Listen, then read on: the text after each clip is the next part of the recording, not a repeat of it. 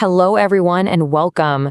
Today, we're going to dive into a really powerful poem from your Bliss textbook.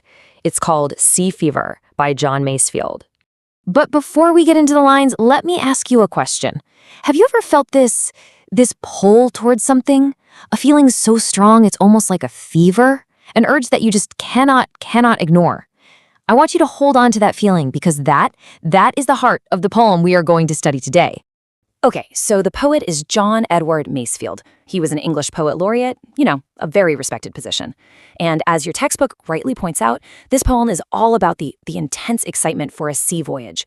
It's about that deep, deep desire we sometimes feel to connect with the grandeur of nature. So let's see how Masefield brings this feeling to life, shall we? All right, let's begin. A Fever for the Sea, the first stanza. We're going to start right at the beginning to see just how the poet expresses this incredibly powerful feeling. So the poem begins, I must go down to the seas again, to the lonely sea and the sky. Now listen carefully to those words. The poet doesn't say, oh, I want to go, or I would like to go. He says, I must go. You see, this is not just a simple wish, it's a compulsion, a deep, powerful need that he cannot deny. And what does he need for this journey? And all I ask is a tall ship and a star to steer her by. Look at how simple his needs are. He isn't asking for gold or a huge crew or anything fancy. All he needs is a good, strong ship and one star in the sky to guide him. So what does that tell you about him? It tells us he is a true sailor at heart, isn't it? Someone who only needs the basics to feel at home on the vast sea. And that word steer, it's very important. If you look in the word nest in your textbook, it tells you it means to control the direction of movement. So you see, that star, it's not just there to look pretty. It's a practical, essential tool for a sailor to find his way across the huge, empty ocean. Now, in the next lines, Masefield makes us feel like we are right there on the ship. He uses these amazing sights and sounds. First, the wheels kick. Can you imagine it? You can almost feel the power of the waves pushing back against the ship's wheel. Then there's the wind song. Notice he calls it a song, not just a noise. It has a music to it.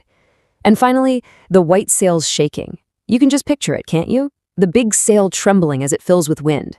All these details, they just bring the entire scene to life. The first stanza then ends with this line, and a gray mist on the sea's face, and a gray dawn breaking. See the repetition of the word gray? What kind of feeling does that create? It's a very quiet, very mysterious mood, maybe even a little bit lonely. It paints a picture of the very beginning of the journey, that silent moment just before the sun is fully up. All right, now we move to this second stanza, and you'll see that this fever, this unstoppable call of the sea, it only gets stronger. The poet's desire just keeps building. And look, he starts with the same line again. I must go down to the seas again. When a poet repeats a line like this, you have to pay attention. It's like a constant drumbeat, showing his obsession. And this time, he gives us a reason why. He says it's for the call of the running tide. It's as if the tide itself is speaking to him, calling his name. So, what kind of call is this? Well, the poem tells us it's a wild call, like something from nature that can't be tamed. It's a clear call. He hears it perfectly. There's no confusion. And then the most important part. It is a call that may not be denied. Think about that. He has no choice. It's like a force of nature pulling him in, and he is powerless to resist.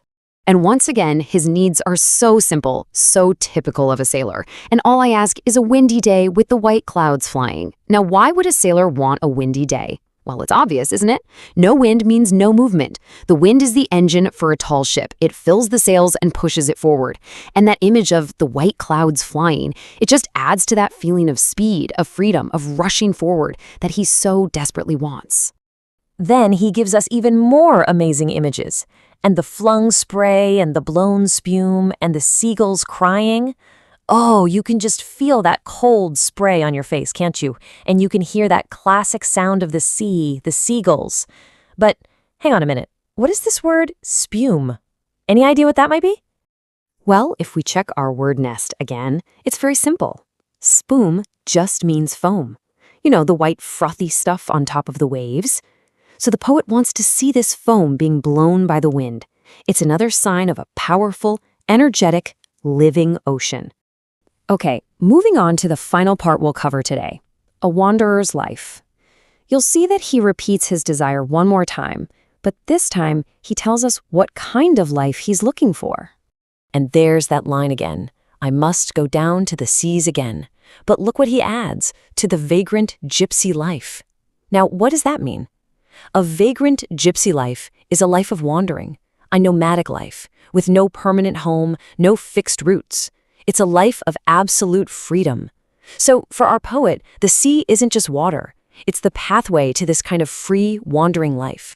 And he wants to live like the creatures of the sea, to the gull's way and the whale's way. He doesn't want to follow human roads or maps. He wants to follow the paths that nature has already made. And then, what a powerful line, where the wind's like a whetted knife. A knife! That tells you the wind is sharp, it's cold, it cuts. It's a difficult life, a harsh environment. But it's exactly what he wants. And again, your book helps us out here. Wetted simply means sharpened. So this isn't some soft, gentle breeze we are talking about. No, this is a sharp, biting wind, the kind that makes you feel truly alive. It shows us that the poet is not just dreaming of a romantic holiday. He understands the reality, the harshness of a sailor's life. So what's the big idea here? What is the most crucial point to understand? It's this. For the poet, this is not just a vacation. This is not about taking a cruise for a week. No, this is something much, much deeper.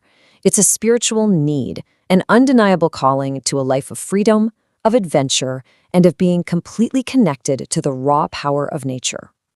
So, I want to leave you with a thought. The poet, he heard the wild, clear call of the sea. Now, what about you? What is the call that you hear in your life? What is that passion, that dream, that thing that pulls you so strongly?